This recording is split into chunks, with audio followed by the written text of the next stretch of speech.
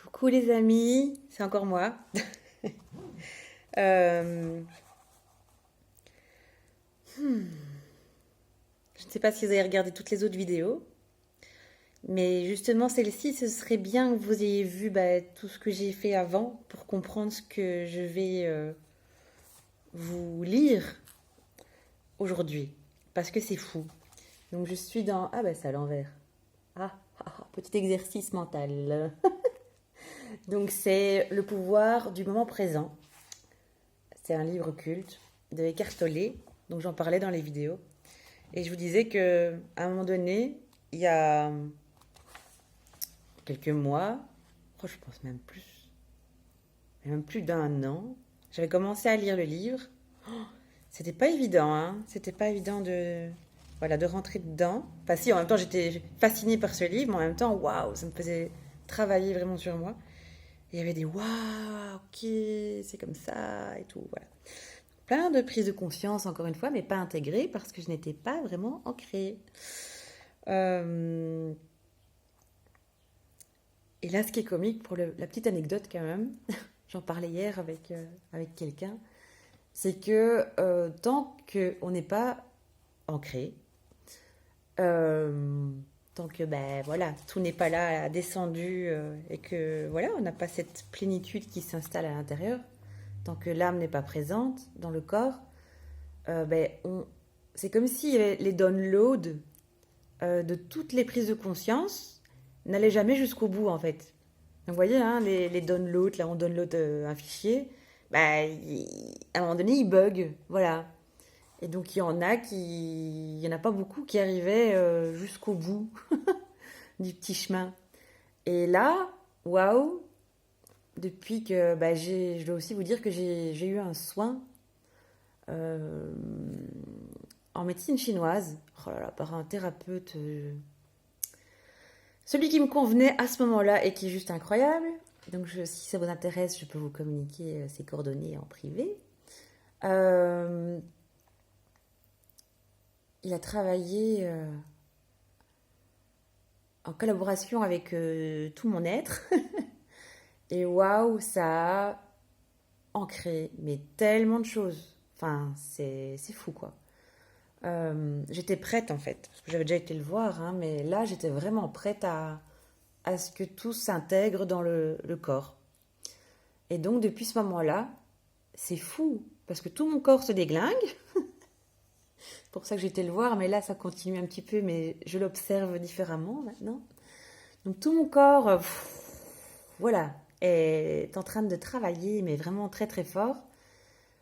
Mais j'observe, voilà, donc j'ai plein de petits mots là qui arrivent, certains très désagréables, mais je ne sais pas expliquer, je le prends avec tellement de détachement. Et je sens que c'est tellement ces downloads qui travaillent à l'intérieur de moi, dans mes cellules, dans tout ce que je suis. Et voilà. Donc tout ça pour vous dire que le corps est hyper important en fait dans tout ce cheminement là qu'on fait. Vous qui êtes intéressé par par cette spiritualité là qui est là et qui cet appel de vous-même qui est là. Si ça passe pas par le corps, ça passe pas jusqu'au bout, ça passe de manière superficielle, mais c'est juste des prises de conscience en fait, et ça s'ancre pas. Et alors c'est ça qui est dingue, je reviens ici à mon petit mouton, c'est que je vous avais dit que je m'étais arrêtée donc dans le livre parce que ça devenait trop difficile, et forcément je m'étais arrêtée où? Au petit titre, la transformation par le corps. Et donc quand j'ai repris ce livre après avoir fait les vidéos, je me suis dit, d'accord, d'accord. Donc en lisant, je dis, ah, ça venait en fait confirmer, avec des mots plus joliment dits, on va dire, plus dans l'ordre, ce que j'ai essayé de vous dire. Avec parfois mon mental, en fait, qui revenait, etc. Et qui, voilà. Mais chaque fois, quand je respirais, comme maintenant, et je me recentrais, c'est marrant, si vous avez observé, hop, je revenais en fait. Je revenais dans mon centre. Et c'est ça qu'il explique, que c'est ça que c'est intéressant de faire. C'est que, en fait,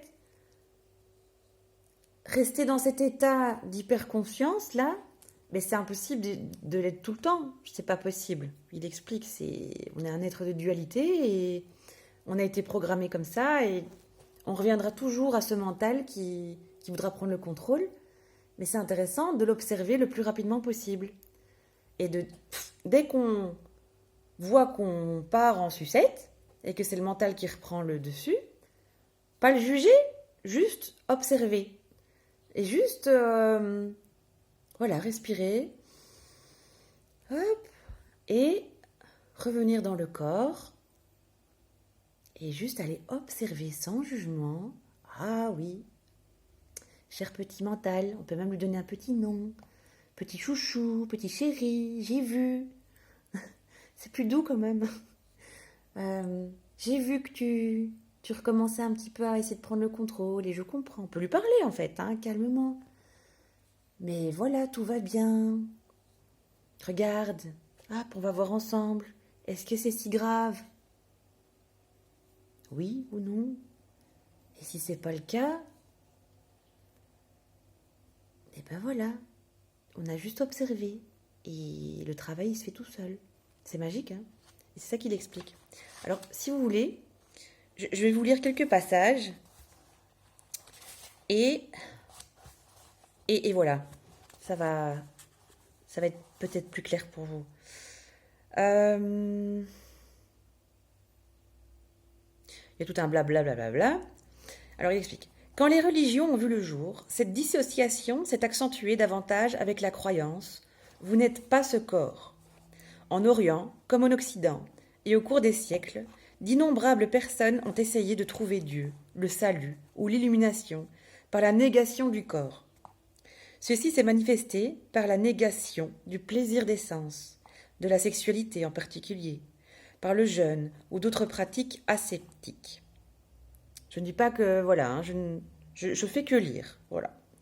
Les gens s'infligeaient même des châtiments corporels pour essayer de punir ou de faire taire leur corps, qu'ils considéraient comme un péché. Dans le christianisme, on a appelé cela la mortification de la chair. D'autres ont tenté d'échapper à leur corps en se mettant en état de transe ou en essayant d'en sortir. Beaucoup de gens le font encore. Même Bouddha est réputé avoir nié son corps pendant 6 ans par le jeûne et par d'extrêmes formes d'ascétisme. Mais ce n'est qu'après avoir abandonné ses coutumes qu'il s'est réalisé. Chose certaine, personne n'a jamais connu l'éveil spirituel en niant le corps, en se battant contre lui ou en sortant de lui. Même si l'expérience de sortie du corps peut s'avérer fascinante et vous donner un aperçu fugitif de ce qu'est la libération de la forme matérielle, vous devrez en fin de compte toujours y revenir, car c'est dans cet habitacle que le travail fondamental de la transformation s'effectue, et non pas loin de lui. Voilà pourquoi aucun maître véritable n'a jamais préconisé la sortie ou la négation du corps, bien que ses disciples encore pris dans le mental l'aient souvent fait. J'ai testé aussi, hein. Voilà. Il ne subsiste que certains fragments des vieux enseignements concernant le corps, dont cette phrase de Jésus « Tout votre corps sera rempli de lumière ». Petite parenthèse de ce que j'ai pu lire, enfin voilà. Même si la religion pour vous, c'est... Voilà, c'est pas... Vous n'avez pas de religion. Ici, quand on parle de Jésus, c'est quand même intéressant d'aller voir ce qui est écrit dans la Bible. Parce que pour moi, j'ai cru comprendre quand même, avec d'ailleurs un livre de Laurent Gounel qui s'appelle « Et tu trouveras le trésor qui sommeille en toi », il reprenait en fait toutes les petits textes de la Bible et il les interprétait autrement que ce qui était fait précédemment. Voilà. Et c'est intéressant de voir parfois la suite des phrases. Donc, aime ton prochain, oui, comme tu t'aimes toi-même. Il manque des petites choses. Donc, c'est important de commencer d'abord par soi aussi. Sinon, c'est pas bien aimer les autres. Donc, petite parenthèse, donc. Ici, donc, il dit « Tout votre corps sera rempli de lumière ».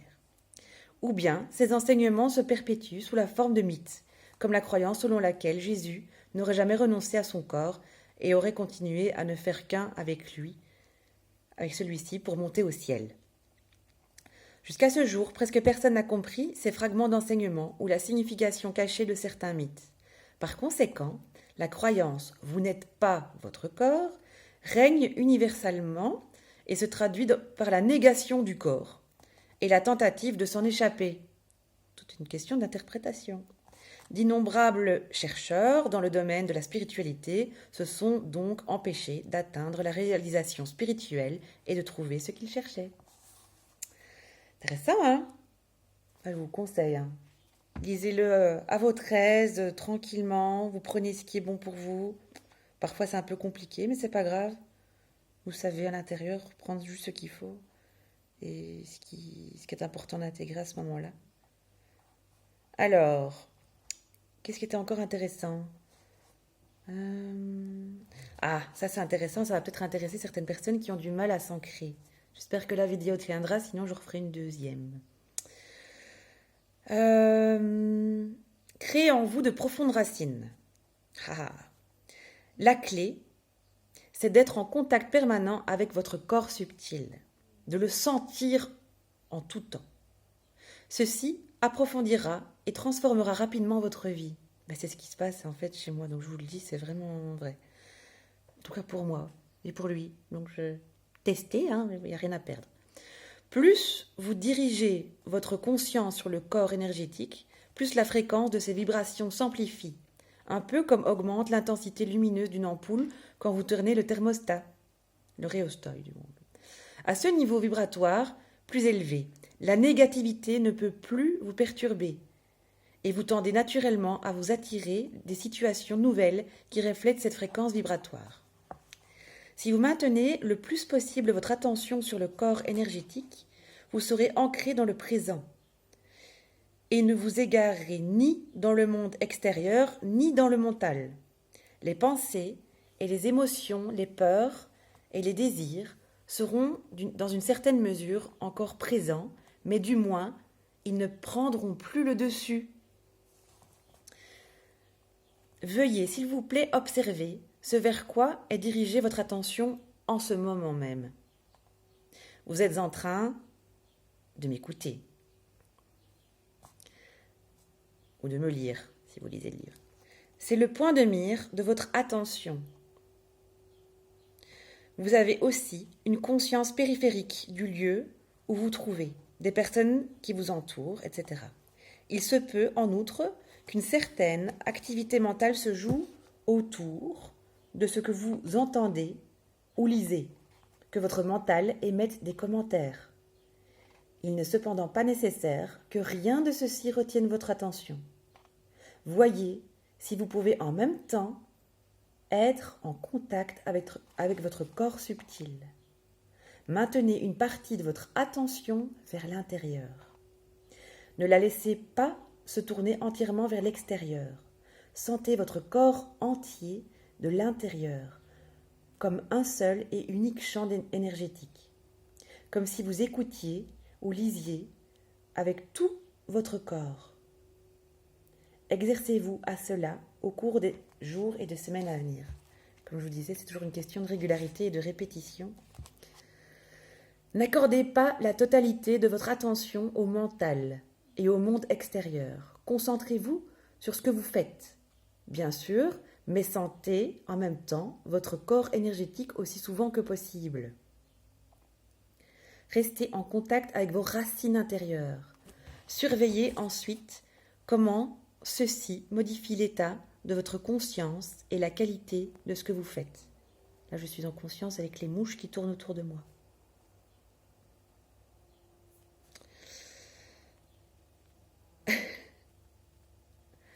Alors, observez justement ce qui se passe quand on est détourné là de tout ce qui est autour de nous. Chaque fois que vous devez attendre, peu importe où, utilisez ce temps-là pour ressentir votre corps subtil. De cette façon, les embouteillages et les files d'attente deviennent très agréables. J'ai essayé, c'est vrai, ça marche. Au lieu de vous projeter mentalement loin du présent, enfoncez-vous plus profondément dans le présent en occupant davantage votre corps. L'observation du corps énergétique deviendra un art, une manière totalement nouvelle de vivre, un état de rapport intime et permanent avec l'être. Cette observation donnera à votre vie une profondeur que vous n'aurez jamais connue avant. Lorsque vous êtes bien ancré dans votre corps, il est facile de rester présent pour observer votre mental. Peu importe ce qui se passe à l'extérieur, rien ne peut plus vous déranger. À moins de rester présent et réhabiter son corps est toujours un aspect essentiel à la présence. Vous continuerez à vous faire mener par le mental. Ben oui, c'est ça, voilà. C'est ce que je vous disais au début. Le scénario que vous avez appris il y a bien longtemps, c'est-à-dire le conditionnement de votre mental, dictera vos pensées et vos comportements. Vous en serez peut-être libéré pendant de brefs moments, mais rarement pour très longtemps. Et ceci est particulièrement vrai quand quelque chose va de travers, que vous subissez une perte de contrôle ou êtes bouleversé. Votre conditionnement active une réaction involontaire, automatique et prévisible alimentée par l'unique émotion fondamentale sous-jacente à l'état de conscience identifié au mental, la peur. On s'identifie toujours à la peur en fait. Enfin, dans ce schéma-là, habituel de la plupart des humains du monde. En définitive, quand de tels défis se présentent, et il ne manque pas de le faire, prenez l'habitude de revenir immédiatement à l'intérieur de vous et de vous concentrer autant que vous le pouvez sur votre corps énergétique. C'est ça que je fais quand je pars parfois un peu trop dans les vidéos précédentes. Et quand il y a des petites mouches qui viennent danser, là, qui me rappellent, reviens.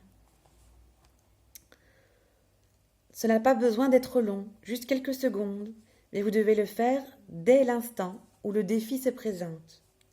Tout délai fait surgir une réaction mentale et émotionnelle qui prend possession de vous. Lorsque votre attention, ça j'ai souligné, lorsque votre attention est dirigée vers l'intérieur, que vous sentez votre corps énergétique et désengagez votre attention du mental, vous retrouvez immédiatement le calme et la présence. Si la situation exige une réaction,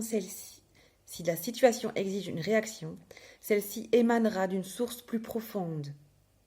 Tout comme le soleil brille infiniment plus que la flamme d'une bougie. Il y a infiniment plus d'intelligence dans l'être que dans votre tête. Encore un petit paragraphe ici. Aussi longtemps que vous êtes consciemment en contact avec votre corps énergétique, vous êtes comme l'arbre profondément enraciné dans la terre, ou tel le bâtiment qui repose sur de solides et profondes fondations. Cette métaphore est employée par Jésus dans la parabole des deux hommes construisant une maison, parabole en général mal comprise. Le premier bâtit sa maison dans le sable, sans fondation, et celle-ci est emportée quand la tempête et l'inondation surviennent.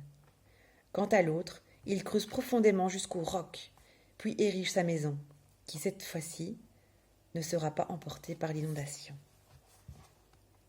Profond, hein, tout ça. Ben, moi, ça me fait tellement de bien.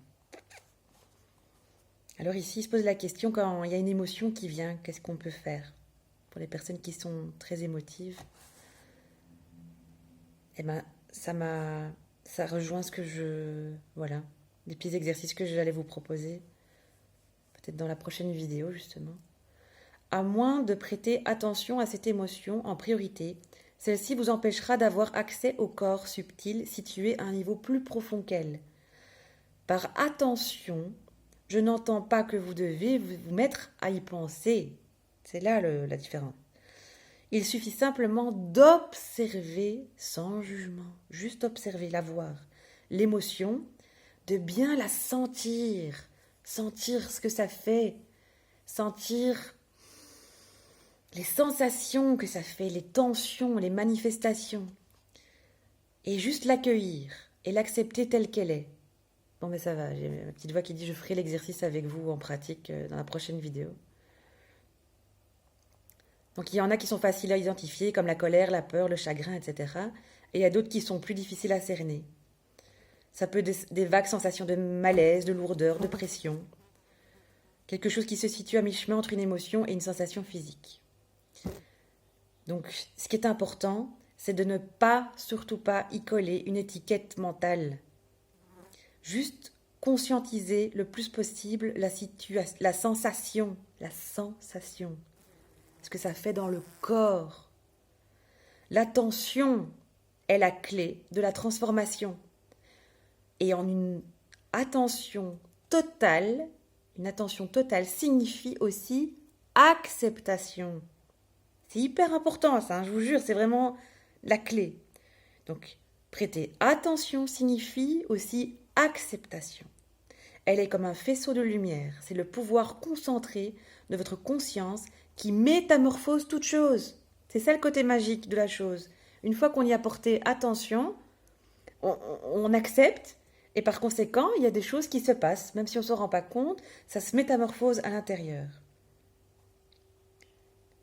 Donc une émotion dure très peu de temps. Elle ressemble à une ondulation où il y a une vague qui déferle momentanément à la surface de votre être. Par contre, quand vous n'êtes pas ancré dans le corps, une émotion peut rester en vous des jours et des jours, des semaines ou des années, ou encore se rallier aux autres émotions ayant une fréquence semblable. Avec le temps, ces émotions se sont agglutinées, c'est ce que je dis, il y en a plein partout, et forment le corps de souffrance. Un parasite qui peut vivre à l'intérieur de vous pendant des années, se nourrir de votre énergie, entraîner la maladie physique et rendre votre vie lamentable.